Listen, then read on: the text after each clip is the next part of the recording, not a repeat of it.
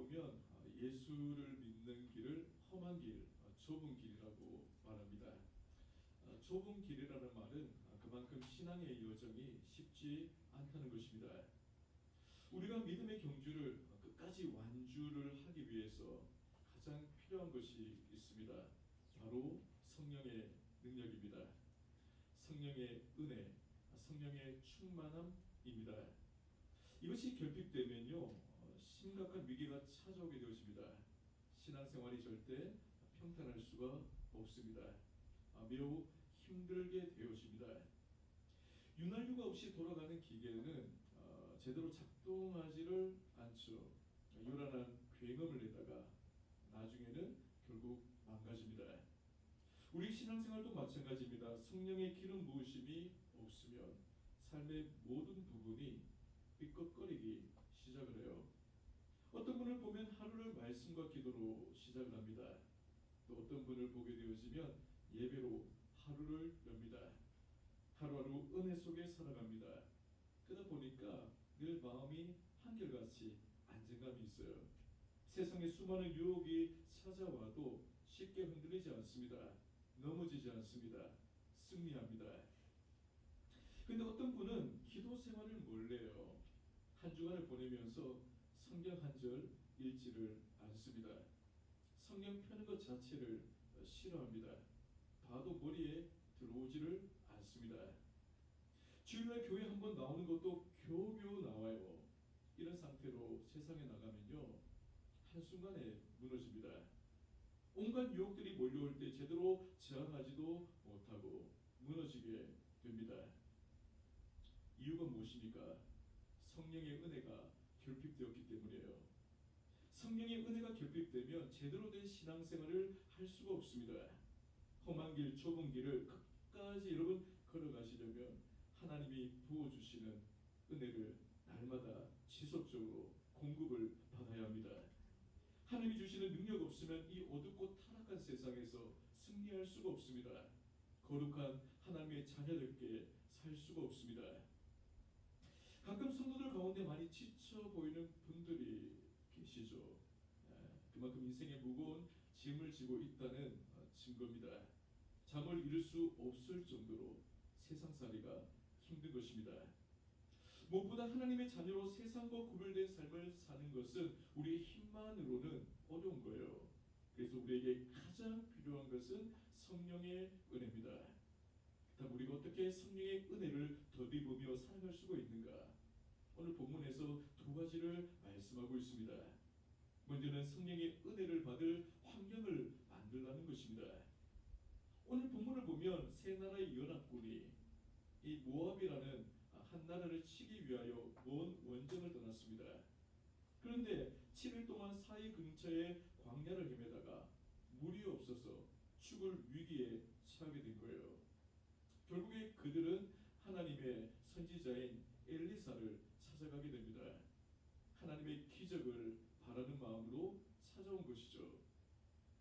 엘리사는 연합군을 이끌고 온 세 왕을 만났어요. 한 사람은 북이스라엘 왕인 요람입니다. 그리고 또 다른 한 사람은 남유다 왕이었던 여호사밧입니다.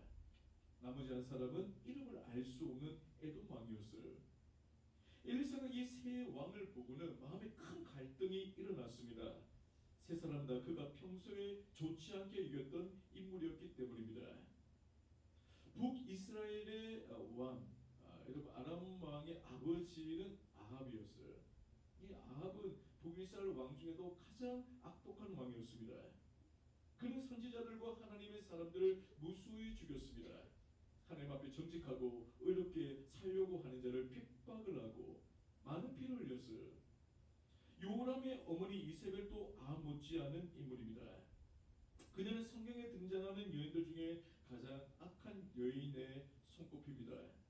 그런 부모 밑에서 자란 사람이 바로 요람이었어요. 그는 부모가 세상을 떠나자 곧장 왕위에 올랐습니다. 근데 부모의 악한 행실을 그대로 따랐어요. 답습했습니다. 우상을 섬기고 하나님을 거역했습니다. 그는 요람을 보고 엘리사가 마음이 편할 리가 없죠. 급하니까 찾아왔는데 과거에 자기 조상들에게 행한 일을 생각하니까 가슴에서 분노가 치밀어 오르는 것입니다. 꼴도 보기 싫은 거예요. 사실 우리도 그렇지 않습니까? 평범한 한 사람이 잘못한 것은 그나마 용납하기 쉬워요. 근데 한나라의 중요한 위치에 있는 사람이 잘못해가지고 온 국민이 고통을 받으면 용납하기가 쉽지를 않습니다. 치가 떨리고 마음에 분노가 일어나죠. 한 사람 때문에 많은 이들이 희생당하는 것은 견딜 수가 없는 일이에요.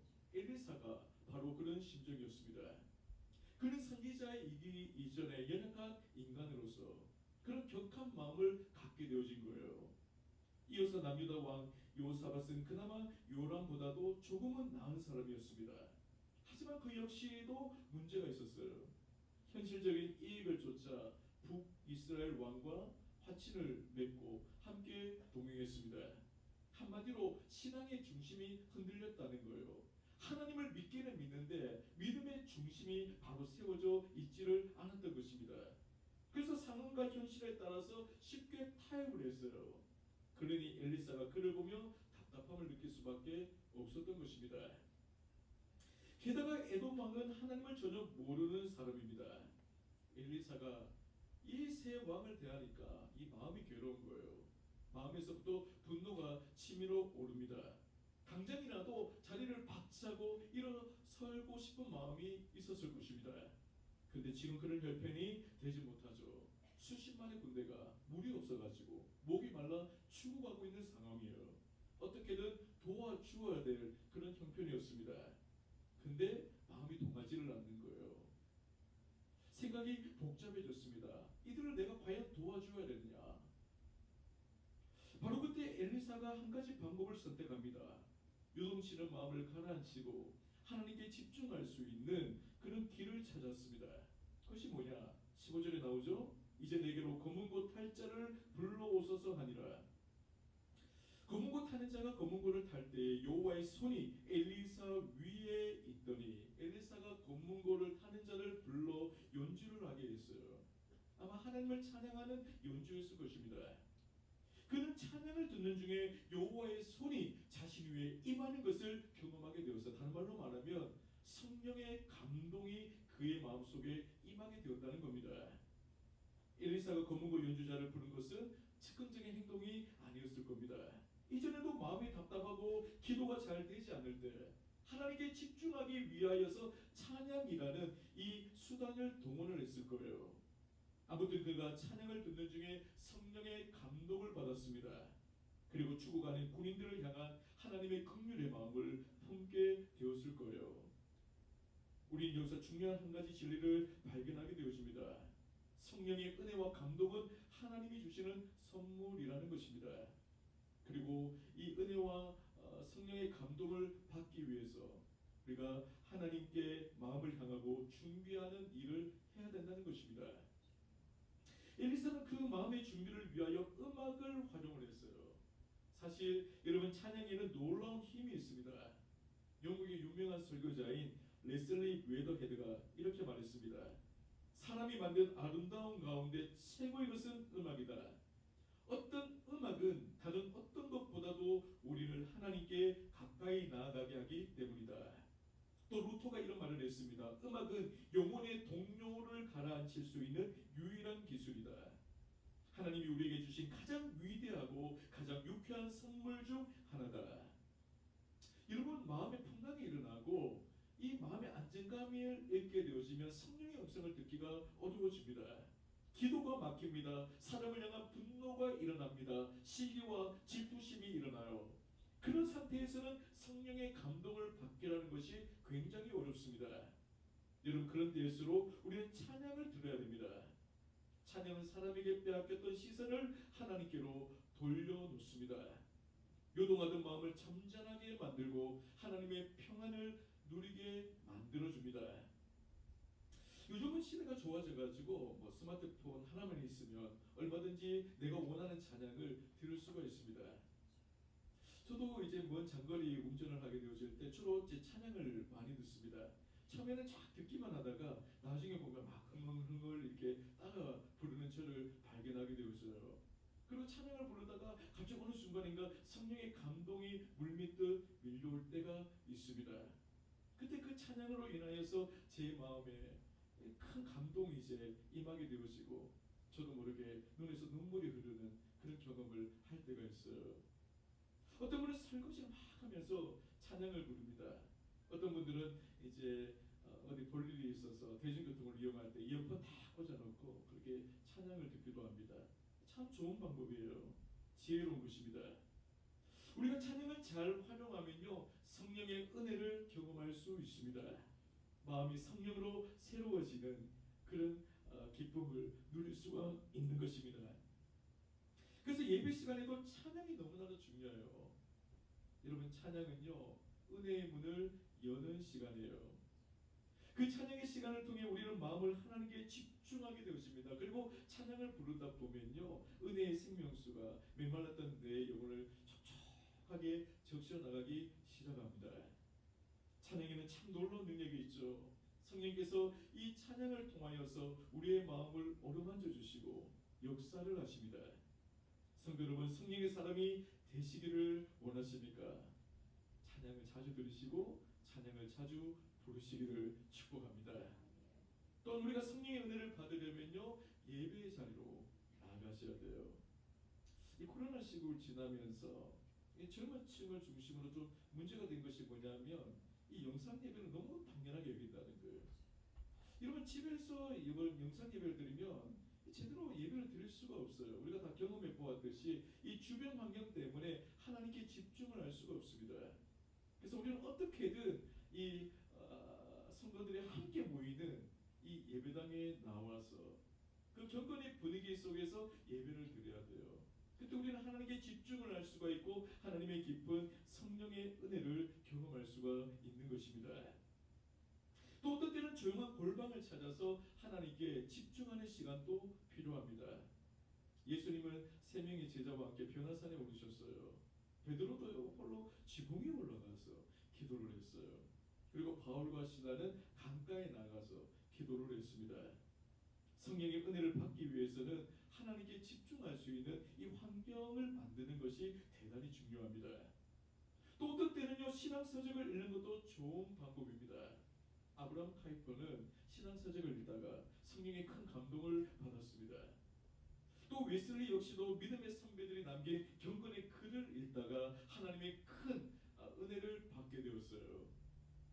내가 성령의 은혜를 받고 마음이 새로워질 수만 있다면 무엇이든지 다 괜찮은 거예요. 경건서적을 읽든지 예배자리로 나오든지 말씀을 묵상하든지 기도의 골방으로 들어가든지 찬양을 듣든지 어느 방법도 다 괜찮은 것입니다. 이런 은혜의 통로를 잘 활용을 할 때 마음의 문이 열리고 성령께서 강력하게 역사를 하세요. 성령이 지혜를 주십니다. 깨닫게 하십니다. 지친 마음에 새 힘을 공급해 주십니다.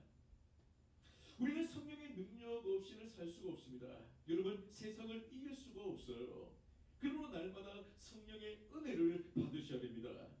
그런데 이 은혜는 가만히 있다고 시간 지나갔다고 여러분 저절로 주어진 것이 아니라는 거예요. 은혜를 받기 위해 내가 해야 될 일 무엇인가를 찾아보고 적극적으로 하나님 앞에 나아가기를 힘써야 될 줄 믿습니다. 여러분 성령의 은혜를 사모하십니까?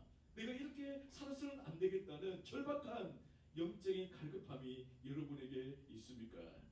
그렇다면 은혜 받는 자리로 나아가십시오.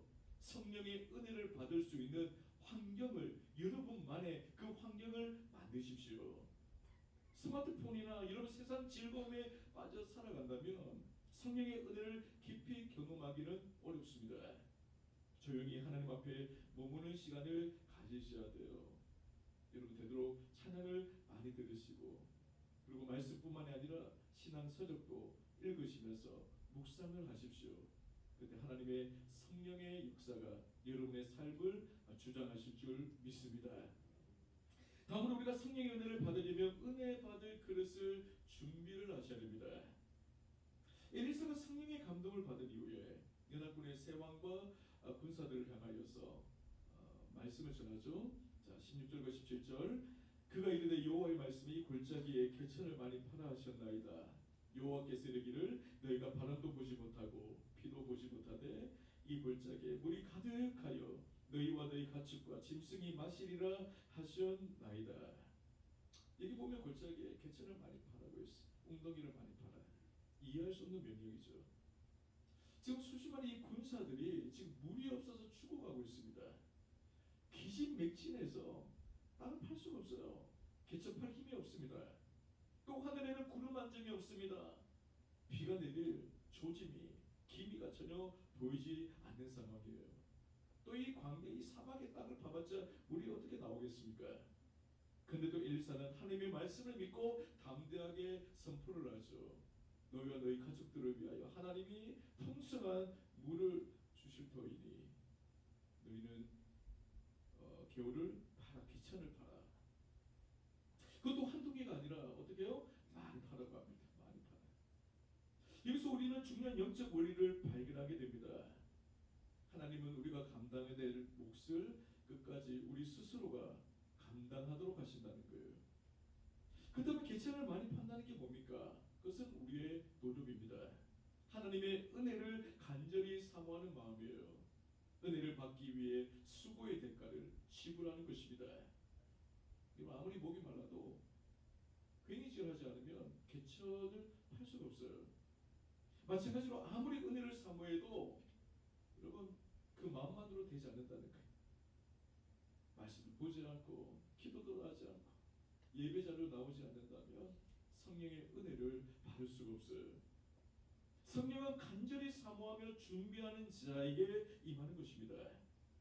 여기서 말하는 개천이란 도랑이나 웅덩이를 뜻하는 거예요. 물을 담아두는 곳이면서 동시에 물을 흘려보내는 통로입니다.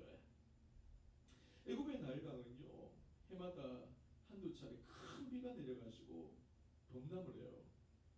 그 당시 애굽 사람들은 그 범람한 시기를 잘 알고 있었습니다. 그래서 이 물이 범람하기 이전에 그들은 강변 주변에 큰 운하를 받습니다. 강물이 들판으로 흘러나갈 수 있도록 인공수로를 만들었어요. 그리고 운하 끝에는 저수지 만들고 저수지에서 다시 여러 갈래의 작은 수로를 만듭니다. 수로가 닿지 않는 곳에는 웅덩이를 파놓고 강물이 흘러오기를 기다렸어요. 마침내 비가 내리기 시작합니다. 에티오피아 고원 지역에 폭우가 내리면서 나일강이 범람을 해요.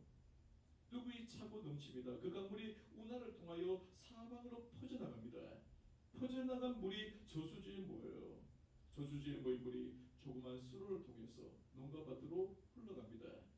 논으로 흘러간 물은 금방 사라지지 않습니다. 웅덩이를 파놓은 곳에 모여져 있다가 농사를 지을 때마다 필요한 만큼을 내다 쓰는 거예요. 애국 사람들은 비가 내린 후에 수로를 판 게 아니죠. 비가 오기 전에 땀을 흘려 운하를 만들고 저수지를 만들었습니다. 웅덩이를 팠습니다. 여러분 바로 이것이 하나님이 우리 각자에게 요구하시는 믿음의 모습이라는 거예요. 하나님은 오늘도 우리에게 성령의 풍성한 은혜를 부어주시기를 준비하고 계십니다. 하지만 우리가 땀 흘려 준비하지 아니하면요 은혜를 받지를 못해요. 게으른 사람, 잠자는 사람은 성령의 충만함을 누릴 수가 없습니다. 목마른 사슴이 시내의 문을 찾아 갈급해하는 것처럼 우리가 하나님께 영적으로 목말라 하나님을 갈망하고 하나님을 붙들고 나아갈 때 성령의 은혜가 부어지는 것입니다. 오늘 우리 모두에게는 성령이 필요합니다. 여러분 자녀를 잘 양육하는데도 성령의 지혜가 필요해요. 직장생활 속에서 우리가 믿음을 지켜나가고 흔들리지 아니하려면 성령의 은혜가 있어야 됩니다. 사업을 하시는 분들도 마찬가지입니다. 여러분 사업이라는 것도 내 힘만으로 되는 것이 아니라는 거예요. 성령의 지혜, 성령의 능력, 성령의 감동이 있어야 합니다. 우리는 하나님께 매달려 구해야 합니다. 성령의 능력을 얻기 위하여 수고를 마다하지 않으셔야 된다는 거예요. 제가 전도사 시절에 중고등부를 담당한 적이 있습니다. 이 겨울 수련회가 되어가지고 무척산 기도원에 간 적이 있어요. 여러분 한번 가본 분은 아시겠지만 길이 굉장히 험해요. 주차장에 차를 대놓고요 한 40분에서 1시간 정도 걸어가셔야 됩니다. 이 중고등부 애들을 데리고 이제 주차장에 내려가지고 그때 뭐 3박 4일이니까 뭐 식재료 그다음에 식기도 다 들고 막 일머시고 올라가는 거예요. 아이들이 그냥 조용히 갔겠어요. 계속 불평하는 거예요. 왜 이런 데로 와가지고 그래서 그렇죠. 이제 날씨도 춥고 짐도 무겁고 다리도 아프고 막 불평하는 거예요. 그래서 제가 하는 말이 5분만 더 가면 다 와도 바로 앞에 코앞에 있다고 해요. 근데 가져갈 것이 없는 거예요. 결국 이제 도착을 했는데 아이들 다 지쳐 있어, 지쳐 있어. 근데 그날 밤에 강력한 성령의 임재가 임했어. 막 방언이 터져 나오고 아이들이 자복하고 회개하고 눈물로 주님 앞에서는 놀라운 변화 역사가 일어났어요. 제가 여러 가지 수련회를 이제 인도를 했지만은 그때만큼 강력한 역사는 지금까지 없었습니다. 제가 이 말을 왜 하겠어요? 성령의 은혜 받으려고 기도가라고 이야기하는 게 아니라는 거예요. 수고 없이 대가 없이 거저 주어지는 은혜라는 것이 없다는 거예요. 하나님은 개천을 많이 파라고 했습니다. 조금만 파지 말고 되도록이면 많이 파라고 했어요.